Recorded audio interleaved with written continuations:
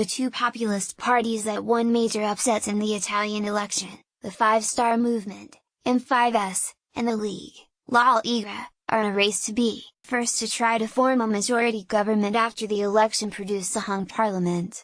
The decision will ultimately fall to Italy's president, Sergio Mattarella, who could take weeks to determine whether the anti-establishment M5S, which took 32.6% of the vote, or a fragile center-right alliance led by the League's bombastic Matteo Salvini, with 35.7% of the vote, are better equipped to create a majority government.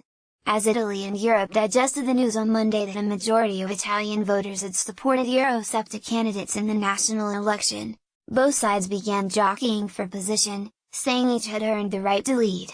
The Italian constitution gives Mattarella the power to give the mandate to any party, regardless of who has won the most votes. The center-right is the coalition that won, it's a coalition that can govern, Salvini said in a press conference in Milan.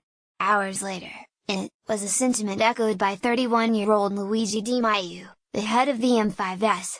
While the former Prime Minister Silvio Berlusconi had been seen as leading the center-right coalition, results showed he was beaten by his younger rival on the right, following a campaign in which Salvini emphasized support for radical immigration policies, including mass deportations of immigrants who are in Italy illegally.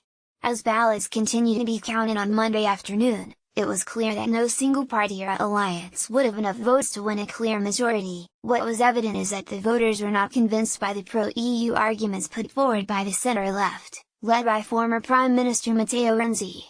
The Democratic Party won just 18.7% of the vote, a dismal showing, and Renzi, who was once seen as a bright promising politician, submitted his resignation in front of television cameras on Monday evening. I think we have clearly recognized that it is a clear defeat, a defeat that requires us to open a new page within the Democratic Party, he said. Renzi also suggested that the party had already said no to any deal with parties he considered to be extremist and that he would retreat in favor of a simpler role, senator for his native Florence. In rejecting Renzi and voting for Di Maio and Salvini, who had both flirted with calls for a referendum on the euro, which Italians would not support, the results nevertheless represented a repudiation of Brussels by Italian voters, less than 2 years after the UK narrowly voted to leave the European Union. The League Party leader Matteo Salvini gives the thumbs up as he votes in Sunday's election. Photograph, Piero Cruciati AFP/Getty Images. In Brussels, there was ill-concealed dismay, although the European Commission was keen to insist the results are yet to be made official.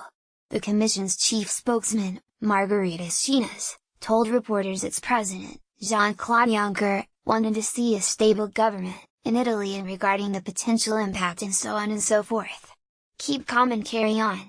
Asked to respond to the claims by Salvini, that interventions by Juncker during the election campaign had given his party a boost, Schinas declined to comment. He said, "We have confidence in President Mattarella to facilitate the forming of a stable government in Italy." 2 weeks ago, Juncker warned that the EU was expecting a bad outcome.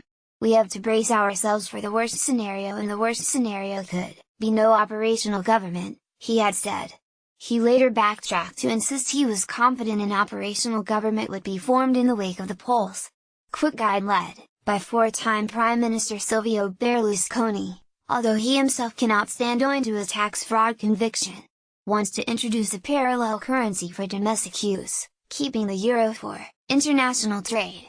Other policies include a single flat-rate income tax for companies and individuals, abolishing housing, inheritance and road tax, doubling the minimum pension, introducing a minimum income of €1,000 a month for all, blocking new immigrant arrivals.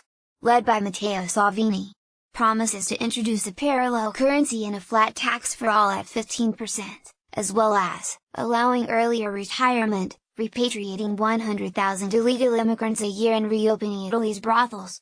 Led by Giorgia Meloni, a southern equivalent of the Northern League with neo-fascist roots, policies broadly similar, led by Luigi Di Maio, proposes a minimum monthly income of €780, raising the budget deficit, repealing 400 useless laws, including labor and pension reforms to allow earlier retirement and make firing harder, raising taxes on energy companies, improving relations with Russia.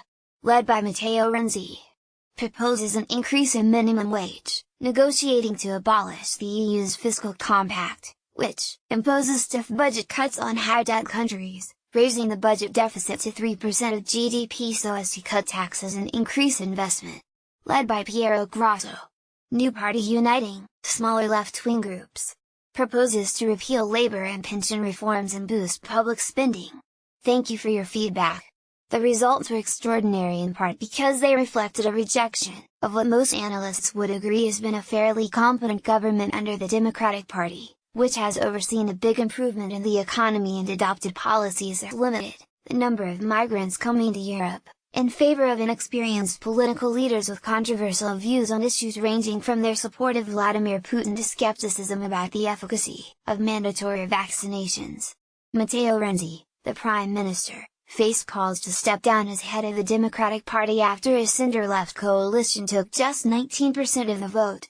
Photograph: Laura Lezza/Getty Images. The M5S's poor handling of leading jobs in municipal governments in Rome and Turin did not appear to dissuade voters, even as the Democratic Party sought to hammer home a message that a vote for the former would bring chaos.